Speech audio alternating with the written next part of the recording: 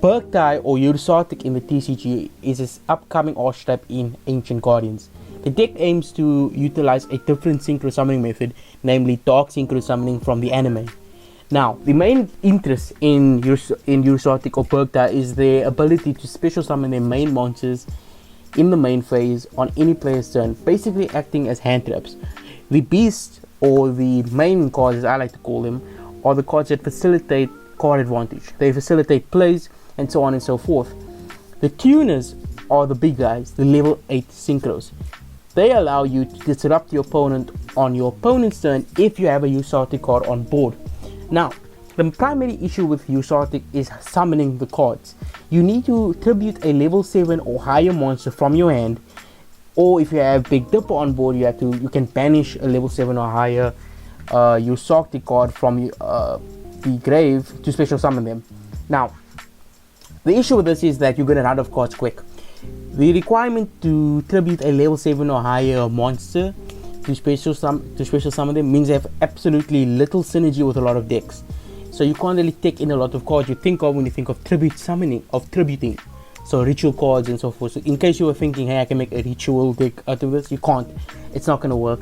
The other issue is that currently the only play is literally going into their boss monster, but we'll get more into that just a little bit later. And that's it.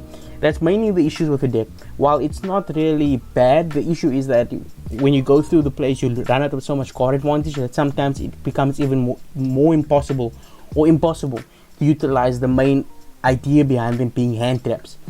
But the main and the best thing about the archetype is the synchro monsters. Now, it should be noticed that a couple of things about these synchro monsters. First of all, you're not synchro summoning them, which is very important for a couple of things.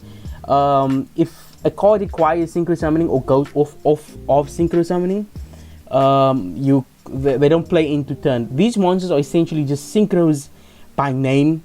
They don't actually fulfill the main requirements that synchros have. The second issue with the Ursarctic synchros is, or not an issue, but one of the features is you can't special summon them again after you summon them.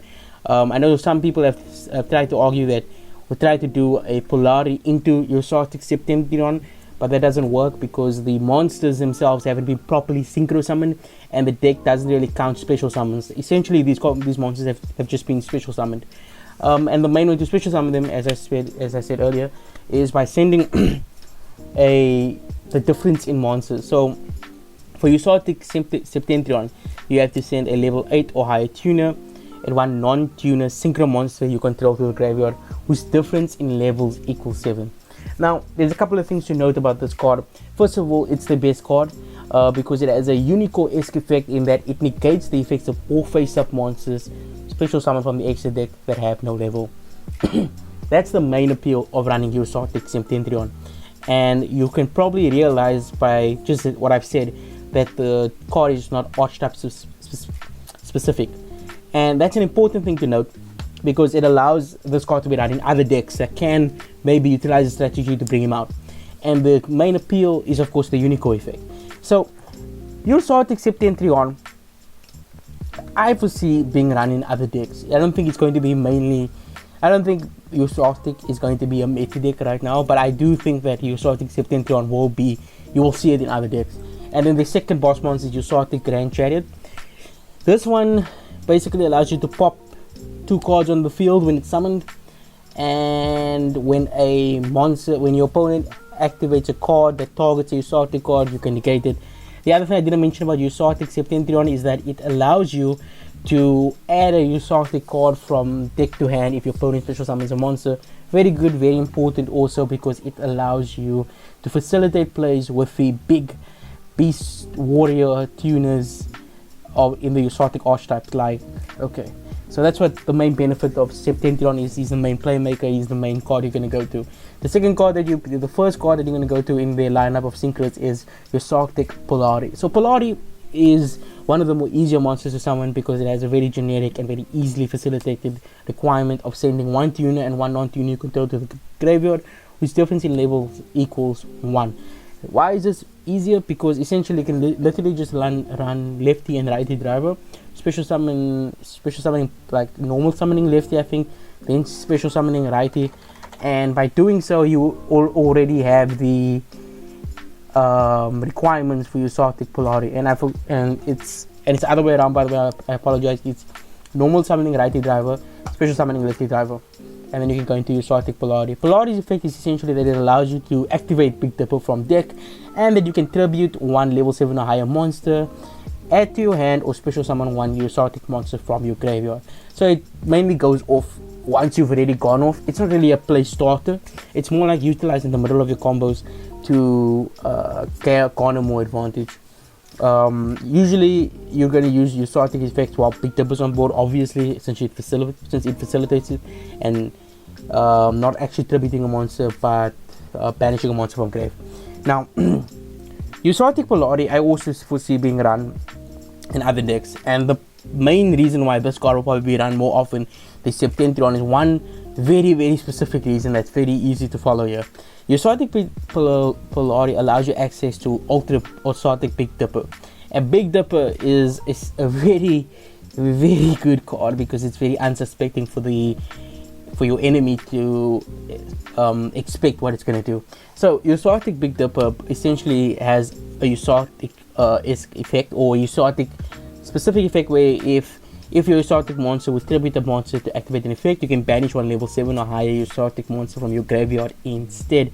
And that's good because it allows you to go off more after you use Polari to get out Big Dipper, or you get Big Dipper on the board anyway.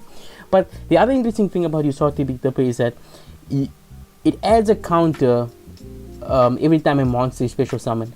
And once this card has 7 counters and a monster is special summoned, you can target what monster your opponent controls, take control of it. That's insane, and the reason that's insane is because this card works on any player's turn. Of course, it's a once per turn. It's a once per turn. I don't even think it's a hard once per turn, by the way, but not like you're ever going to use it twice in a turn. But it's a once per turn effect that even works on your, so that means, and it works on any opponent's turn, so it also works on your opponent's turn. So your opponent could literally be going through combos or going through plays, and you could set it up even on your turn, by the way, and then on the 7th or on the 7th summon, since this card has been on the field, you can basically just take one of their monsters. It's hilarious to watch. It's memey, but yeah, your opponent literally has to deal with this card first hand, or he's getting screwed. He's just getting screwed.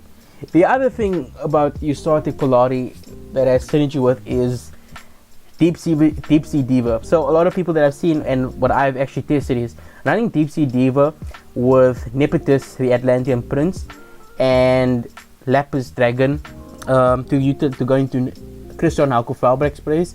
And later on, I've actually added it to the bookmark. You can see some replays of how that combo works. Is it good? Yes, but I don't like it personally because you're running needle fiber and that seems almost like cheating. You kind of feel dirty after doing it, but it gets the deck going, and there are combo specific plays, so it's not like you're just abusing needle fiber for being needle fiber. And also, if push comes to shove, you can utilize Deep Sea Diva with Nepetus on board to go into Polari and then go further to pop off. So yeah, I've also added deck list down below and so on and so forth, and you can probably see from the videos that I'm added after this the issues with the deck. And as I've already said, the main issues, if you've forgotten, is card advantage, card economy, the fact that you need to tribute to level 7 or higher monsters, and there's currently not a lot of synergy.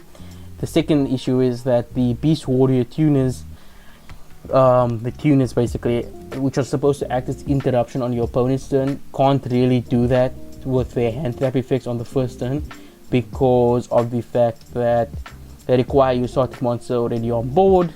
If they didn't, that'd be kind of broken, not gonna lie. But yeah, because of that hindrance and that limitation, they aren't really effective at what they were trying to do. So you're probably gonna have to have a beast, probably Mick Polar or Mick Pillars in hand already, and activate the effects to gain advantage to summon them. But they have really powerful effects. Obviously, Mega Bliss allows you to essentially banish one card from your opponent's graveyard. Mechatanus allows you to flip a monster face down, and Mega Polar allows you to destroy Spiral Trap. Really good effects if they could be summoned easier but because they can't be, it's kind of sad actually that you can't get them off well enough. But you can check that out in the upcoming duels. Enjoy.